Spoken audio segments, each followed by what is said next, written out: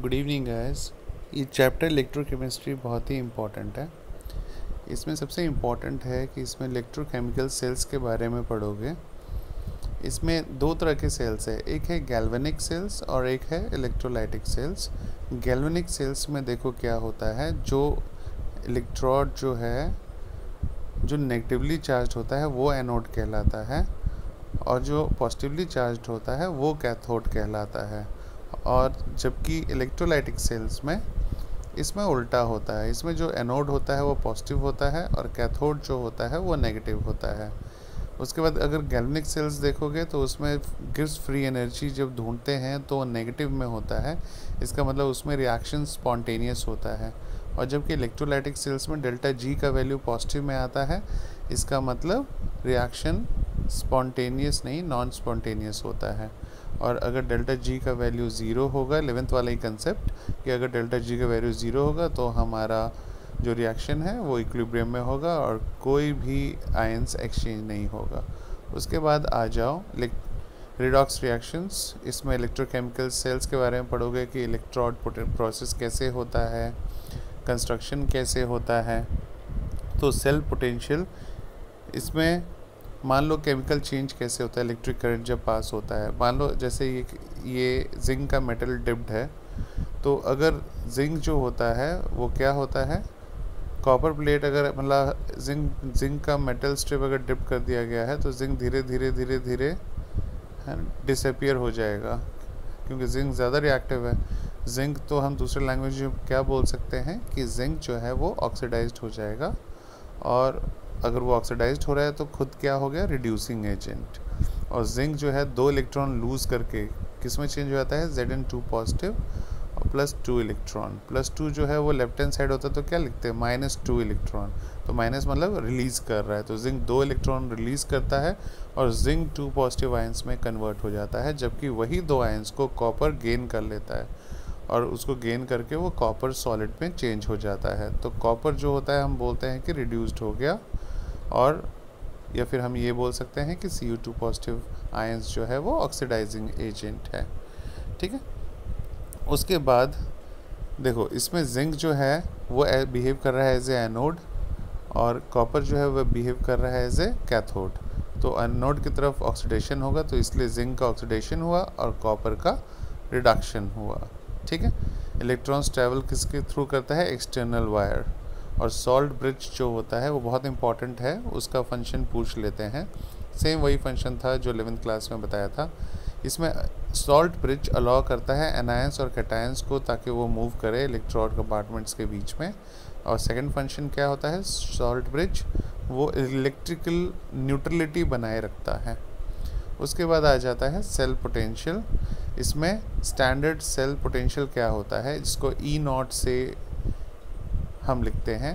E0 एक quantitative major है tendency का, रिएक्टेंट्स का, कि वो जो प्रोड्यूस होता है और आगे प्रोसीड करके वो क्या प्रोडक्ट बना रहा है। जब हम सभी को स्टैंडर्ड स्टेट पे ले लेते हैं, स्टैंडर्ड स्टेट मतलब टेम्परेचर स्टैंडर्ड स्टेट पे कितना होता है, 25 डिग्री सेल्सियस या 298 केल्विन, 273 ऐड हो जाता है 25 में। और अगर स्टैंडर्ड प्रेशर की बात करेंगे तो वो हम हमेशा कितना मेंटेन रखते हैं, 1 एटमॉस्फेरिक प्रेशर।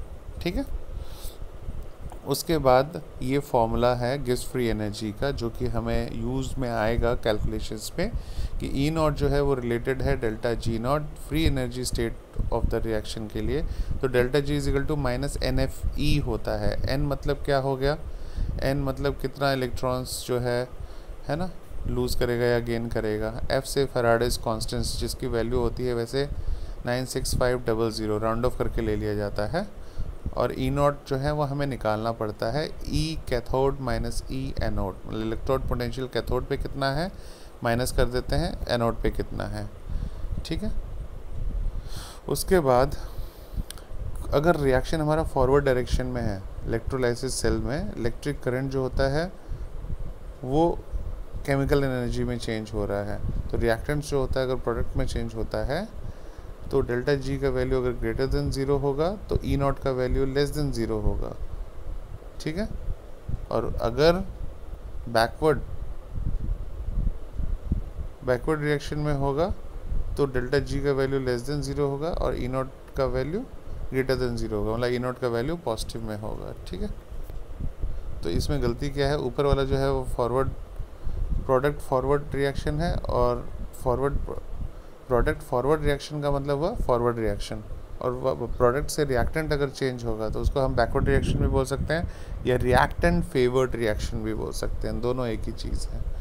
तो ये दोनों चीज़ें याद रखना। उसके बाद स्टैंडर्ड पोटेंशियल है, standard cell potentials E naught. ठीक है, तो ई नॉट हम डायरेक्टली कैलकुलेट नहीं कर सकते, तो इसलिए हमें स्टैंडर्ड हाइड्रोजन इलेक्ट्रोड या SHE मेथड यूज़ करना पड़ता है। इसमें ऑक्सीडेशन भी हाइड्रोजन का ही होता है और रिडक्शन भी हाइड्रोजन का ही होता है। ठीक है, उसके बाद देखो, जैसे एक क्वेश्चन बहुत इंपॉर्टेंट है, जैसे इसमें दिया है which is the best oxidising agent, और एक टेबल दे दिया है। तो याद रखो, जिसमें प्लस का वैल्यू ज़्यादा होगा तो वो बेटर ऑक्सीडाइजिंग एजेंट होता है। तो इसमें सबसे ज़्यादा प्लस का वैल्यू किसका है, H2O2, तो इसीलिए इसका ऑक्सीडाइजिंग, इसलिए ये सबसे बेस्ट ऑक्सीडाइजिंग एजेंट है। जबकि नीचे वाले में देखो पूछ रहा है बेस्ट रिड्यूसिंग एजेंट, तो जिसमें जितना ज़्यादा नेगेटिव वैल्यू होगा, तो एल्युमिनियम का सबसे ज़्यादा -1.66 है, इसलिए इसका रिड्यूसिंग, इसको कंसिडर किया जाएगा सबसे बेस्ट रिड्यूसिंग एजेंट। ठीक है, इम्पॉर्टेंट है, नोट करके रखना।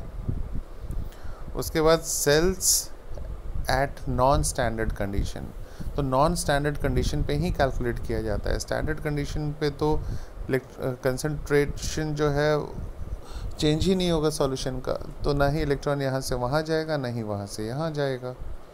तो किसी भी रिडॉक्स रिएक्शन के लिए स्टैंडर्ड रिडक्शन पोटेंशियल जो है वो अलाउ करता है।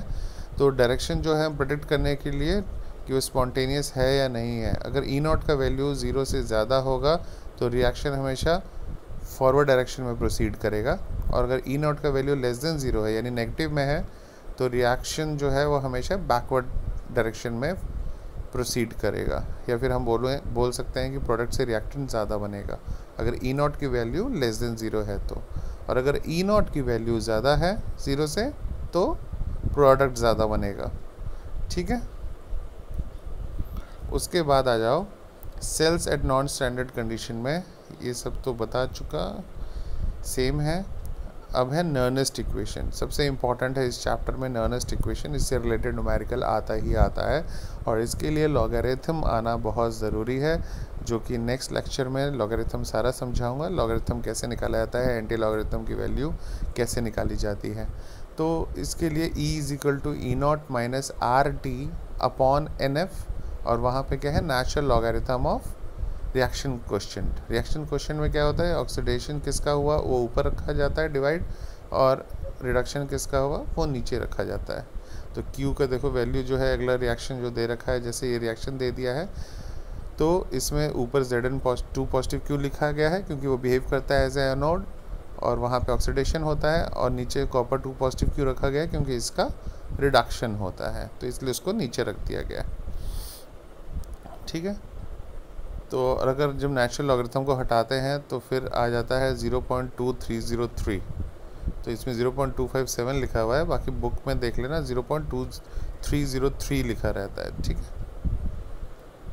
अब उसके बाद आ गया प्राइमरी बैटरीज। प्राइमरी और सेकेंडरी बैटरीज में क्या डिफरेंस होता है, प्राइमरी यानी यूज़ एंड थ्रो, एक बार यूज़ हो गया उसको हम दोबारा यूज़ नहीं कर सकते। और सेकेंडरी स्टोरेज बैटरीज कौन सी होती हैं, सेकेंडरी में होता है कि जिसको बार बार आप यूज़ कर सकते हो, वो डिस्चार्ज हो जाता है, उस पर दोबारा इलेक्ट्रॉन डालो, चार्ज करो, वो दोबारा चार्ज हो जाता है। फॉर एग्जांपल ड्राई सेल्स जो होता है आप यूज़ करो, उसके बाद दोबारा यूज़ नहीं कर सकते, तो वो प्राइमरी सेल्स में आ गया। सेकेंडरी यानी जैसे कार की बैटरी, मोबाइल की बैटरी, डिस्चार्ज हो जाता है, दोबारा चार्ज करो, दोबारा चार्ज हो जाता है, उसको हम दोबारा यूज़ कर सकते हैं, तो वो सब सेकेंडरी स्टोरेज बैटरीज में आ जाता है। तो इसमें बहुत सारे सेल्स हैं, तो इसके बारे में भी, सबके बारे में नहीं पढ़ना है तुम्हें। सबसे इम्पॉर्टेंट है जो पेपर में आते ही आता है, वो कौन सा आता है, लेड स्टोरेज बैटरी।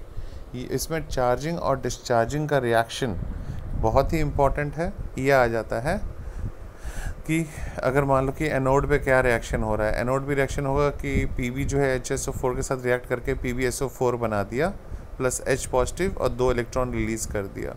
कैथोड में क्या होता है, वही 2 इलेक्ट्रॉन को गेन कर लेता है, कौन, PbO2 plus HSO4 plus 3H positive, और फिर PbSO4 में कन्वर्ट हो जाता है दोबारा। ठीक है, तो फिर ओवरऑल रिएक्शन लिखते हैं तो उसमें यही रिएक्शन आता है। उसके बाद है कोरोशन इम्पॉर्टेंट है कि अगर आयरन है तो वो 2 इलेक्ट्रॉन लूज़ कर दिया और ये रिएक्शन होता है एनोड पे, और कैथोड पे क्या होता है वही 4 इलेक्ट्रॉन गेन कर लेता है water and oxygen and 4 OH negative में चेंज हो जाता है। तो ये नेट हाफ रिएक्शन दोनों को ऐड कर दिया जाता है जब, जो कैंसिल होता है एरो के लेफ्ट राइट कैंसिल करके जो बचता है वो बचता है 2Fe + O2 + 2H2O। ये सब रिएक्टेंट साइड बचेगा और प्रोडक्ट साइड क्या बचता है फेरस हाइड्रोक्साइड FeOH2, जिसको हम कह सकते हैं Fe2O3 सम H2O। ठीक है, उसके बाद आ जाओ, यही सब चीज़ें बहुत इम्पॉर्टेंट है इस चैप्टर में जो तुम्हें आनी चाहिए। और E0 कैलकुलेट करना आना चाहिए कि E of cathode minus E of anode कैसे करना है। ठीक है, और ये बाकी सब चीज़ें दी हुई हैं, इनमें से कुछ नहीं आएगा। सल्फ्रिक एसिड स्ट्रॉन्ग एसिड क्या रिएक्ट करता है, डिहाइड्रेटिंग एजेंट, ये सब भी नहीं आएगा। लेकिन बस पता होना चाहिए नॉलेज के लिए कि ऑक्सीडाइजिंग एजेंट कौन सा है, रिड्यूसिंग एजेंट कौन सा है, रिडॉक्स केमिस्ट्री जो है सल्फ्रिक कंपाउंड का, ये भी नहीं आएगा। इसमें से और कुछ भी नहीं आने वाला है। ठीक है, इवन ये फॉस्फोरिक एसिड्स भी नहीं आएगा, इनमें से और कुछ भी नहीं आएगा। जितना मैंने बताया है सिर्फ इतना ही पढ़ोगे। Okay, thank you very much.